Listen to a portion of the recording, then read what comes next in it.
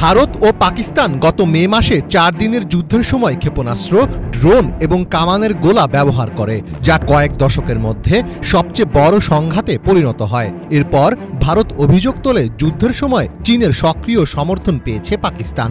ভারতীয় সেনাবাহিনীর উপপ্রধান লেফটেন্যান্ট জেনারেল রাহুল সিং গত সপ্তাহে দাবি করেন, চীন গুরুত্বপূর্ণ ভারতীয় অবস্থান সম্পর্কে ইসলামাবাদকে সরাসরি তথ্য দিয়েছে। How can we move our assets when he is aware of every single location due to Chinese satellites?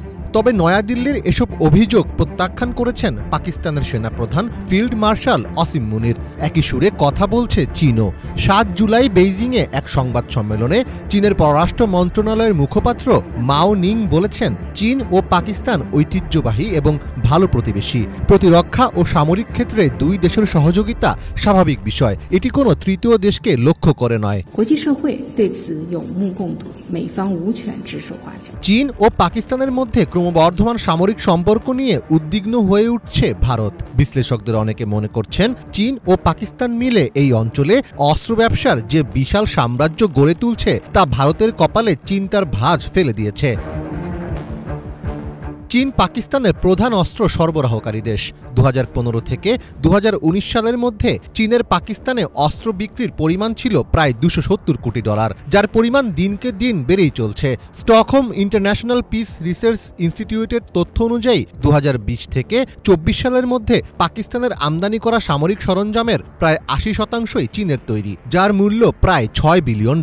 এসবের মধ্যে রয়েছে আধুনিক যুদ্ধবিমান, ক্ষেপণাস্ত্র, রাডার ও আকাশ প্রতিরক্ষা ব্যবস্থা। ট্রেডিং ইকোনমিক্স ওয়েবসাইটের তথ্য বলছে, শুধু 2024 সালেই পাকিস্তানে চীনের অস্ত্র রপ্তানির পরিমাণ ছিল $628,000 মার্কিন। কিন্তু প্রশ্ন হচ্ছে, চীন কেন পাকিস্তানকে অস্ত্র বিক্রির প্রধান হাবে পরিণত করল? বিশ্লেষকদের মতে মূলত চীন পাকিস্তানকে একটি লাইফ ল্যাব বা প্রক্সি হিসেবে ব্যবহার করছে, যেখানে তারা তাদের সামরিক প্রযুক্তি বাস্তব যুদ্ধ পরিস্থিতিতে কেমন কাজ করে তা পরীক্ষা করছে।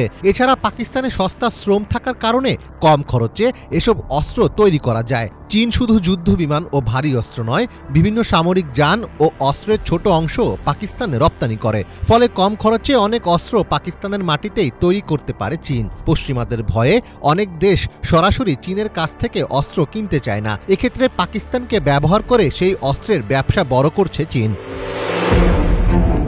চীনের এই কৌশলে পাকিস্তানের লাভও নেহাত কম নয়। যুদ্ধ বিমান বিক্রির বড় অংশ চীনের কাছে গেলেও পাকিস্তান প্রতিটি বিমানে 30 থেকে 50% অর্থ আয় করে।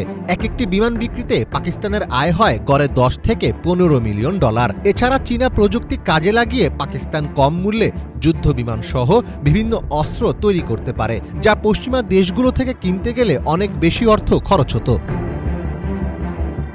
পাকিস্তান সবচেয়ে বেশি লাভবান হচ্ছে তাদের যুদ্ধ প্রযুক্তি খাতে। চীনের সাথে যৌথভাবে কাজ করার কারণে পাকিস্তানের প্রতিরক্ষা শিল্পের বিকাশ ঘটছে। পাকিস্তান অ্যারোনটিক্যাল কমপ্লেক্স দিন দিন একটি আধুনিক যুদ্ধবিমান অ্যাসেম্বলি ও রক্ষণাবেক্ষণ কেন্দ্র হয়ে উঠছে। এমনকি ভবিষ্যতে সম্পূর্ণভাবে নিজস্ব প্রযুক্তির যুদ্ধবিমান তৈরির পথে এগোচ্ছে দেশটি। আর এভাবে চলতে থাকলে শীঘ্রই হয়তো এই উপমহাদেশে সামরিক শক্তির হিসাবে অন্যদের ধরাছোঁয়ার বাইরে চলে যেতে পারে পাকিস্তান। মীর ফজলে রাব্বি, বাংলা ভিশন।